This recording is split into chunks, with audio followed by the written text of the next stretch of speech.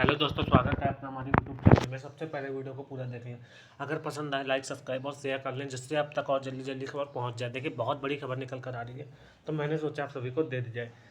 हजारों व्यक्ति परेशान थे और पूछ रहे थे कि सर कब तक यूपी पुलिस की आंसर की आएगी, और क्या यूपी पुलिस की आंसर की में बहुत लंबा इंतजार करना पड़ेगा, और रिजल्ट को लेकर भी अपडेट है और फाइनल कट ऑफ कितनी रहने वाली। तो लगभग 10 से 20 हज़ार अभ्यर्थियों का जो सर्वे है वो पूरा किया गया है, और अभी ये सर्वे चल रहा है। आज आंसर के आने के बाद जो फाइनल कट ऑफ है वो और भी आप सभी को छात्रों का सर्वे करके बता दिया जाएगा। लेकिन अभी तक जो कट ऑफ पता चला वो मैं आप सभी को फाइनल बता देता हूँ।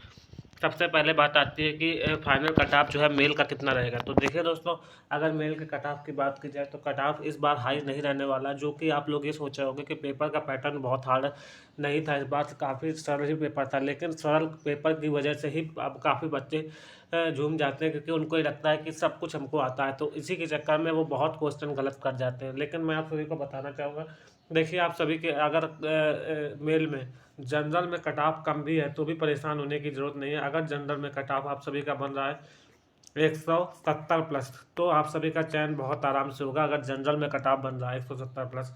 ओबीसी की बात की जाए तो ओबीसी में कम से कम आप सभी का कट ऑफ होना चाहिए, कम से कम अगर बात की जाए तो 155 प्लस तो होना ही चाहिए, तब आप सभी का जो चयन है वो हो पाएगा।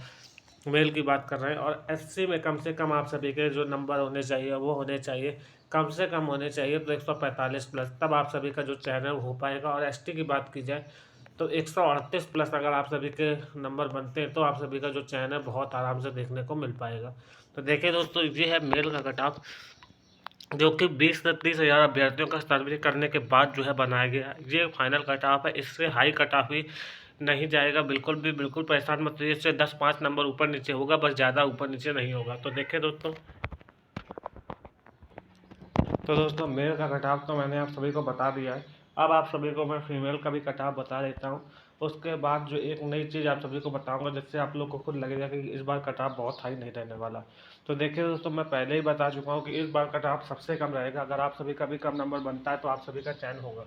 तो देखिए दोस्तों, फाइनल कट ऑफ को लेकर जो फीमेल का भी बता देता हूँ, फिर आप सभी को बताऊँगा आगे चीज़ें। सबसे पहले फीमेल में जनरल का कट ऑफ कितना रहने वाला है वो भी मैं आप सभी को बता देता हूँ। देखिए, जनरल में अगर कम से कम 130 प्लस नंबर भी बनते तो भी आप सभी का चयन हो जाएगा। ओबीसी में कम से कम आप सभी के 120 प्लस नंबर बन रहे हैं तो आप सभी का जो चयन है वो हो जाएगा। फीमेल में एससी में कम से कम 115 और एसटी में कम से कम 110, ये फाइनल कट ऑफ रहेगा फीमेल का। इससे हाई कट ऑफ नहीं जाएगा, इससे कम ही कट ऑफ रहेगा। और सबसे बड़ी खुशखबरी अब आप सभी को मैं बताने वाला हूँ, वो है नॉर्मलाइजेशन को लेकर। जो कि नॉर्मलाइजेशन इस बार बहुत बहुत मिलने वाला है, क्योंकि नॉर्मलाइजेशन से ही बॉर्डर लाइन वाले अभ्यर्थियों का जो चयन है वो होने वाला है। लगभग 30 से 40 नंबर तक नॉर्मलाइजेशन मिलेगा। तो ये नॉर्मलाइजेशन किन किन अभ्यर्थियों को मिलेगा ये भी मैं आप सभी को बता देता हूँ। देखिए, ये नॉर्मलाइजेशन मिलेगा उन अभ्यर्थियों को जैसे जो शुरू की शिफ्टें होती हैं उनमें नॉर्मलाइजेशन कम मिलता है, लेकिन जो जितने जैसे बाद की शिफ्टें होंगी उनमें नॉर्मलाइजेशन बहुत ज़्यादा मिलता है। लेकिन ये आपकी शिफ्ट के ऊपर भी डिपेंड करता है कि आपकी शिफ्ट में पेपर कैसा आया है। किसी की शिफ्ट में थोड़ा सा हार्ड आएगा तो उसको नॉर्मलाइजेशन ज़्यादा मिलेगा, और जिसके में सरल आएगा उसको नॉर्मलाइजेशन थोड़ा सा कम मिलेगा। लेकिन पिछली बार की अपेक्षा जो इस बार नॉर्मलाइजेशन कम से कम एक चांस बताया जा रहा है वो है 30 से 35 नंबर तक का। क्योंकि पिछली बार नॉर्मलाइजेशन इतना नहीं मिला था, लेकिन इस बार अधिकारियों से भी मैंने जानकारी लेने का प्रयास किया है, तो वहाँ से भी यही जानकारी मिल रही है कि 30 से 35 प्लस नंबर तक इस बार जो है नॉर्मलाइजेशन मिलेगा।